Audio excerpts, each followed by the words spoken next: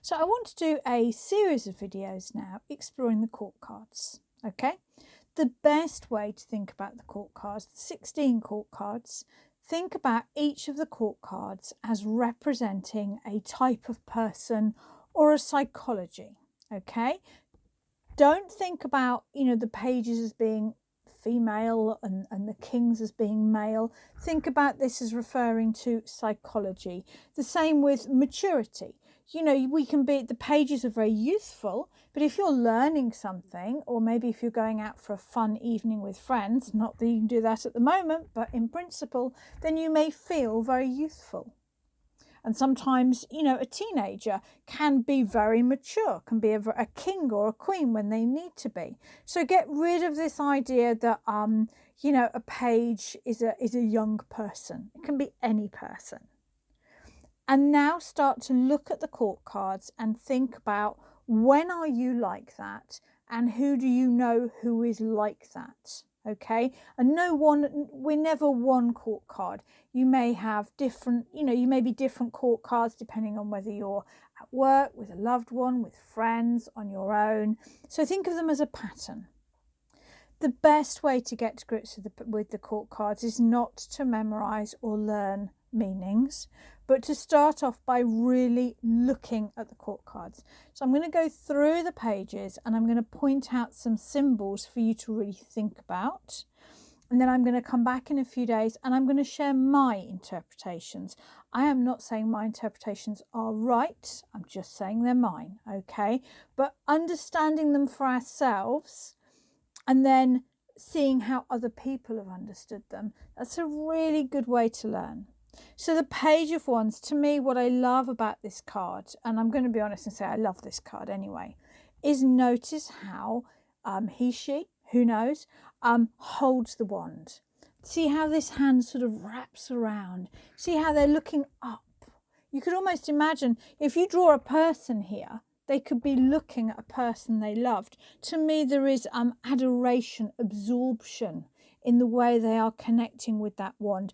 There's the pyramids in the background, but there's nothing else. It's like the background has completely receded and all they see is that wand. Now, to me, the wands represent our spirit, our energy, intuition, libido, excitement. It's fire. What makes you excited? I love the little flame here. Oh, it's a feather. I always think of it as a flame because it's the suit of wands is fire. So what do you do in your life that really makes you excited and totally focused on what you're doing and probably lifts your energy?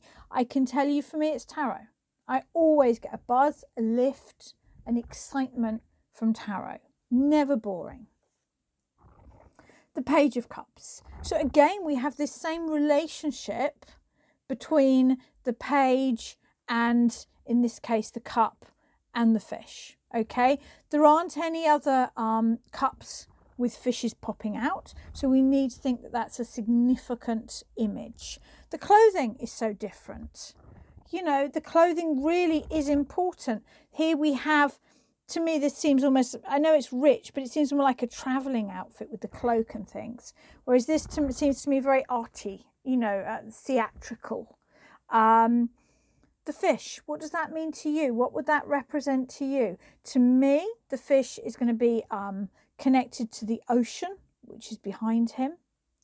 But clearly we have a relationship here where the ocean is behind him, but he's looking at the fish. To me, these are people that are led by their heart. Artists, creative people, they're led by their heart, aren't they? They're led by their vision, by their desire to create.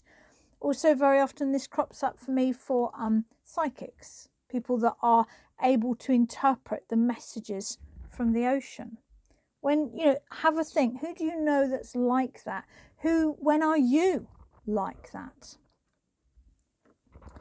The Page of Swords is the only one of the pages that doesn't appear to be absorbed by their own suit. The sword is behind them. We can't see the end of the sword. It looks windswept, windy. The birds look scattered. The hair clearly is swept away. There's a recklessness here. I often think of teenagers with their words. You know, they say things, it all comes out in anger and temper, and they're not thinking about the consequences. The Suit of Swords represent words, mind. When do you allow your words to run away with you? When do you speak without considering where, because we can't see the end of this sword, when do you speak without considering where your words will take you? Who do you know like that? Makes me think of, you know, in Friends of Joey, not that he's mean or horrible, but he just speaks without thinking. And then again, back to the more regular pattern where this page is totally absorbed by his pentacle. Please don't start thinking that Pentacles is all about money. It really, really isn't. It's abundance. It's our physical world. It can be nature. It can be health. It can be the home. It can be a business. It can be getting out into nature. Really important symbol here is the blue mountains, which in this deck refer to your highest potential. But again, we have that total focus on the pentacle. An interesting note, and this is why I love tarot, is how the two hats seem quite similar. There appears to be a connection there that we're supposed to make between the two. What would that be? So I'm going to leave this video at an end there. And what I'm going to do is seriously just get your 4 pages out, or princesses, depending on your deck, and really look at each card. Really find what the messages are. And then I'm going to come back on Thursday, I think. Yep, Thursday. And I'll share another video about the pages, this time with some more specific thoughts on what they mean.